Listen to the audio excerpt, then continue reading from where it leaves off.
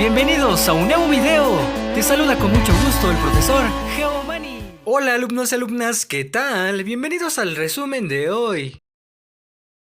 Asignatura Historia. Los españoles llegan a Mesoamérica. Aprendizaje esperado. Reconoce las causas y consecuencias que propiciaron las exploraciones marítimas europeas. Énfasis. Los primeros contactos de España en América. ¿Qué vamos a aprender? Verás cómo desde el Caribe comenzaron a explorar los españoles la región de Mesoamérica.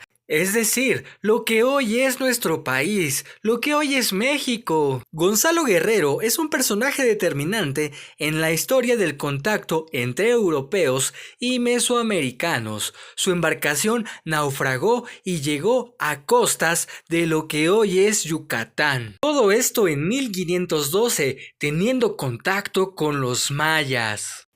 Gonzalo Guerrero y otro grupo de hombres fueron presos por los mayas. Se conoce que ellos llegaron a las costas de lo que hoy es México y vivieron en esas tierras. Al final, solo sobrevivieron dos de los náufragos, el mismo Gonzalo Guerrero y Jerónimo de Aguilar. Se entiende, entonces, que los hijos de Gonzalo Guerrero fueron los primeros mestizos que vivieron en tierras mesoamericanas. Aunque no se conoce su nombre, algunos señalan que su esposa se pudo haber llamado Saxil-Ha.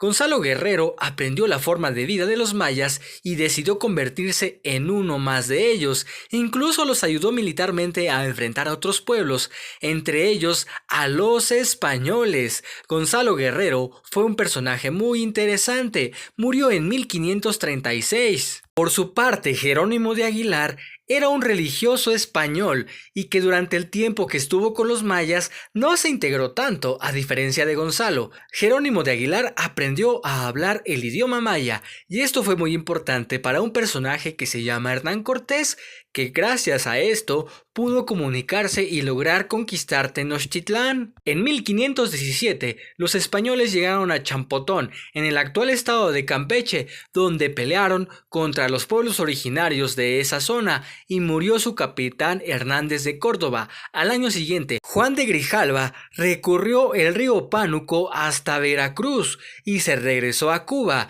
Finalmente, en 1519, Hernán Cortés encabeza una última expedición que culmina con la conquista de México Tenochtitlan. La isla de Cuba es determinante en estas expediciones. La isla de Cuba se conquistó desde la isla La Española y esto a partir de 1911, cuando Diego Velázquez llegó con barcos y soldados a la parte oriental de Cuba, quienes también iban buscando riquezas y metales preciosos. Esta expedición fue autorizada por las autoridades españolas, quien dieron permiso a Velázquez para conquistar esa isla, lo cual hizo rápidamente. En Yucatán, los españoles conocieron por primera vez las ciudades mayas y se maravillaron con sus edificios, las ropas y las joyas, mientras que los mayas debieron de encontrar muy extraños a esos hombres de piel blanca y barbados. Los exploradores también llegaron a Tabasco, que está delante de Campeche. El nombre de Tabasco proviene de un cacique maya chontal que se llama Tabascop, al cual se enfrentaron. Este cacique los recibió e intercambió regalos, entre ellos oro y otras cosas de valor. Fue Tabascop quien les habló por primera vez de una ciudad muy grande y fuerte que tenía mucho oro y riquezas, la llamada Culhuaca, es decir, Tenochtitlán. La expedición siguió su curso, llegando a lo que hoy es San Juan de Ulúa en Veracruz. Ahí fueron visitados por emisarios de Moctezuma II, el Güey Tlatoani, el gran señor que habla, el gobernante de los mexicas, quien les dio regalos de oro muy elaborados. Moctezuma estaba muy bien informado, sabía que había españoles en las cercanías y les mandó regalos. Los españoles estaban muy impresionados con la riqueza de las nuevas tierras. Sin embargo, Juan de Grijalva decidió que era mejor avisar a Diego Velázquez de todo lo que había descubierto y ver cuáles serían sus instrucciones.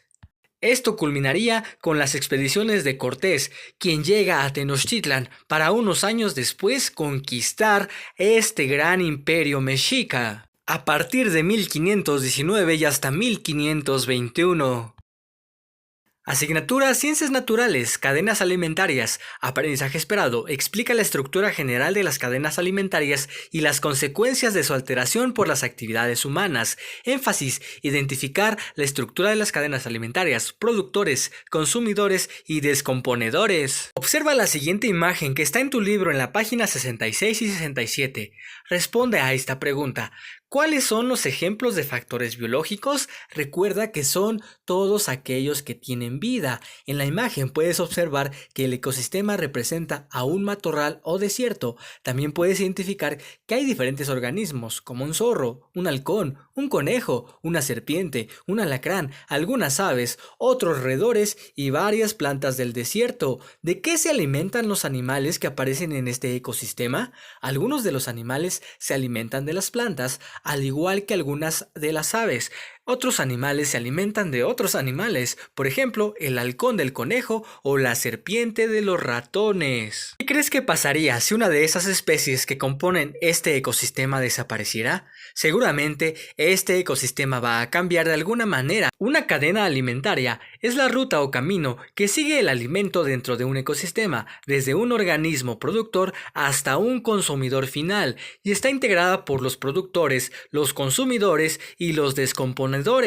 Para que lo entendamos mejor, una cadena alimenticia es saber quién se come a quién dentro de un ecosistema. Los organismos productores son las plantas. Se llaman productores porque tienen la característica de producir su propio alimento a partir de la energía solar, del agua y del dióxido de carbono. Los organismos consumidores se caracterizan por ser incapaces de producir sus propios alimentos, por eso necesitan de otros seres vivos para sobrevivir. Ya estamos conociendo más de la cadena alimentaria. Los organismos consumidores se dividen en primarios, secundarios y terciarios. Los primarios son herbívoros, al igual que también se alimentan de plantas. De ellos hay muchos ejemplos, como las vacas, los caballos, las cabras, los conejos, perritos de la pradera, ardillas y muchos más. Después están los consumidores secundarios o los carnívoros primarios. Estos organismos se caracterizan porque se alimentan de los herbívoros. Aquí también hay muchos ejemplos: un gato, un pollo, un zorro, un perro, etc.